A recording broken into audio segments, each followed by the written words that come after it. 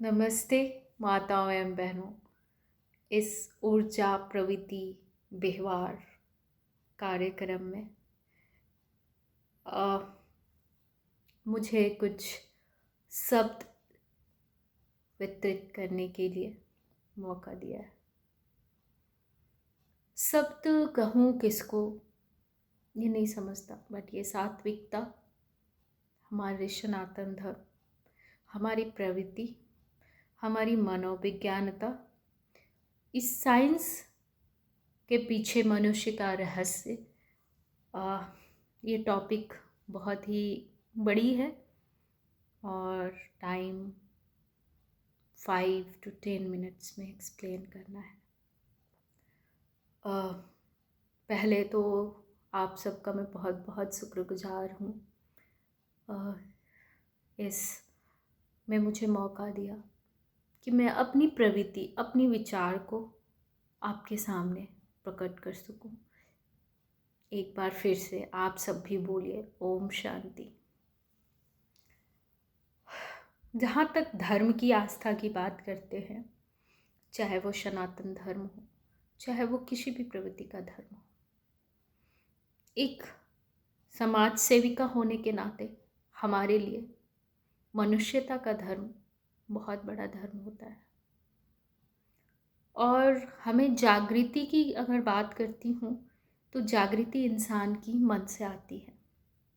अगर आपके मन में लालसा है किसी चीज़ों की और आप मंदिर जाते हो, मस्जिद जाते हो, न जाने कहाँ कहाँ जाते हो, आप कभी पूरा नहीं कर सकते हो।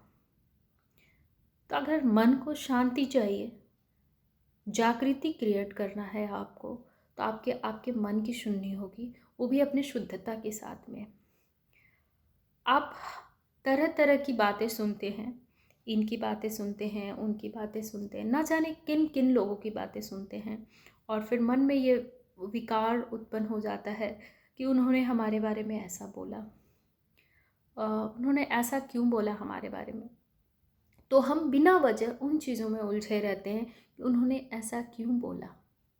हम ये क्यों नहीं करते हैं कि जब उनकी बात आती है कि उन्होंने ऐसा बोला तो शायद अच्छे के लिए बोला होगा। अगर अच्छी चीज़ें हैं तो आप अपने पास उतार लीजिए, और अगर अच्छी चीज़ें नहीं हैं तो मैं तो ये बोलूँगी आप इग्नोर कर दीजिए।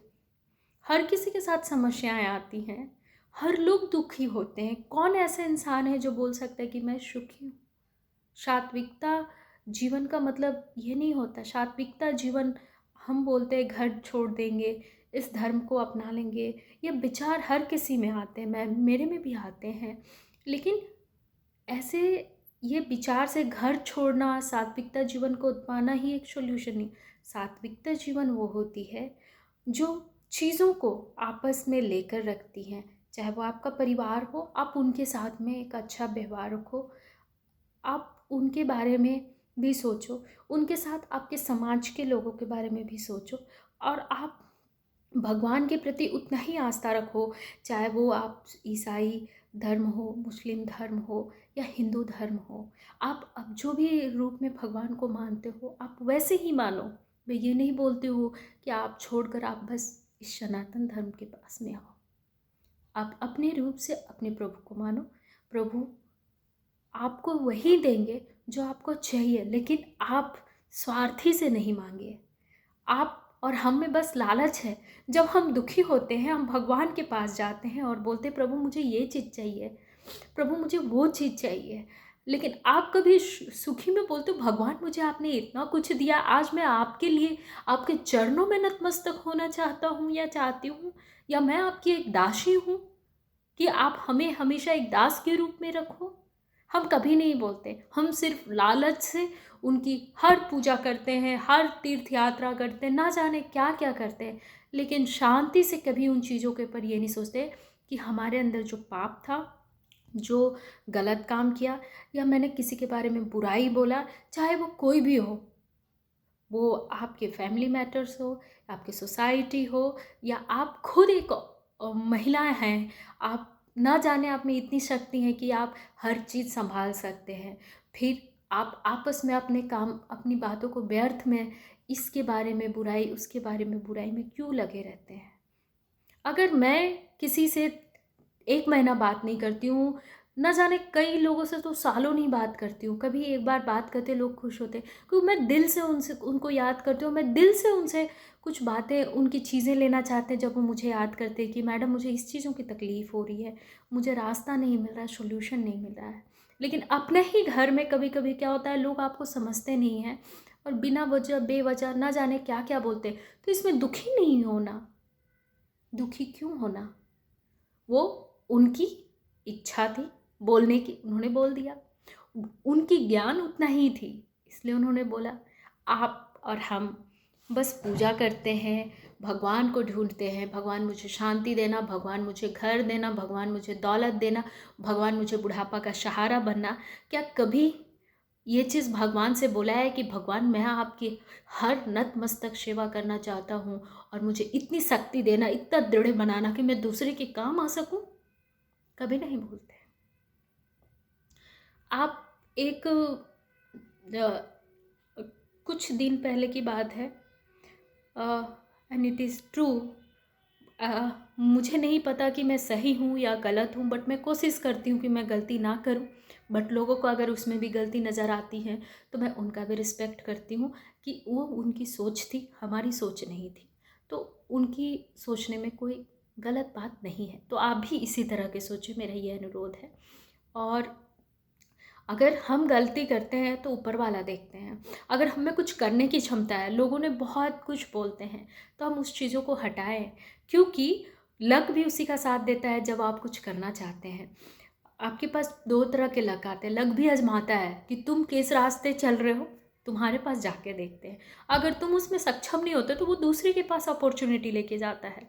तो इसी तरह बोलते हैं हमारा लक बैड लक था, क्योंकि आप सिर्फ भगवान के भरोसे बैठे थे कि वो मुझे आके कर देंगे, क्योंकि आप मुश्किल में थे। तो इसीलिए धर्म को, विज्ञानता को एक समाविक परावेह में जोड़िए, जिससे विज्ञान और आपका धर्म एक हो। हम सब कुछ छोड़ के एक मनुष्य को मनुष्यता जैसे समझे, एक दूसरे से भेदभाव ना करें, चाहे वो किसी भी जाति का हो, किसी भी धर्म का हो, क्योंकि हम सब एक इंसान हैं और इंसान का धर्म इंसान से बड़ा कुछ भी नहीं हो सकता है। अपने ही घर में एक सर्वेंट आता है, सर्वेंट के लिए हम थालियाँ अलग रखते हैं। क्यों रखते हैं? क्या वो इंसान नहीं है? उसे खाने का हक नहीं है आपके जैसे थाली में?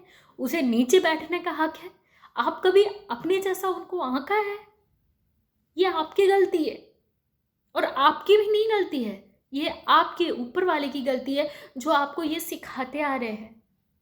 और आप फिर बोलते हो कि हमें इंसानियत नहीं आती है, हमें शांति नहीं है, वो ऐसे हैं, वो ऐसे हैं। भाई एक बार प्यार से तो उनको बोल के देखो।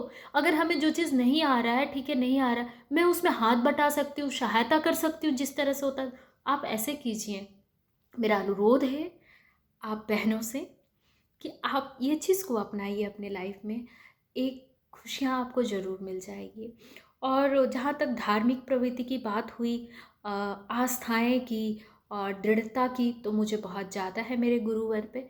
मैं साईं गुरु और मेरे शिव गुरु को मैं मानती हूँ। एंड उनका जो एक ध्वनि है, आप कभी भी ये चीज़ अंतर्मन से देखिएगा। आप ज़्यादा नहीं, क्योंकि मुझे तो कभी मैं घंटों बैठती हूँ, बट आप सिर्फ 5 मिनट इस स्वर का उच्चारण अंतर मन से कीजिएगा। हरि ओम नमः शिवाय, हरि ओम नमः शिवाय। आपके देखिए जो भी नेगेटिव एनर्जी होगी, आपका जो भी चीज़ ऐसा लगता होगा कि ये मेरे से नहीं हो रहा है, डेफिनेटली वो आपका पॉजिटिव एनर्जी में बदलाव होगा। तो एक जब आप शिव चालीसा या बहुत सारी चीज़ें पढ़ते होंगे तो उसमें एक चीज़ आते होंगे कि भगवान शिव क्या बोलते हैं कि मैं उन्हीं का साथ देता हूँ जो हमारा साथ देता है, मैं उनका साथ नहीं देता हूँ जो सिर्फ लालच से मुझसे जुड़ा है। तो आप लालची ना करें, आप इसी तरह से रहें, हमेशा खुश रहें, लोगों की सेवाएं करें और भगवान को तब ज़रूर याद करें जब आप बहुत खुश हों, ना कि दुखी में। So once again thank you so much. आप लोगों का हमारा साथ देने के लिए और हम पे विश्वास करने के लिए।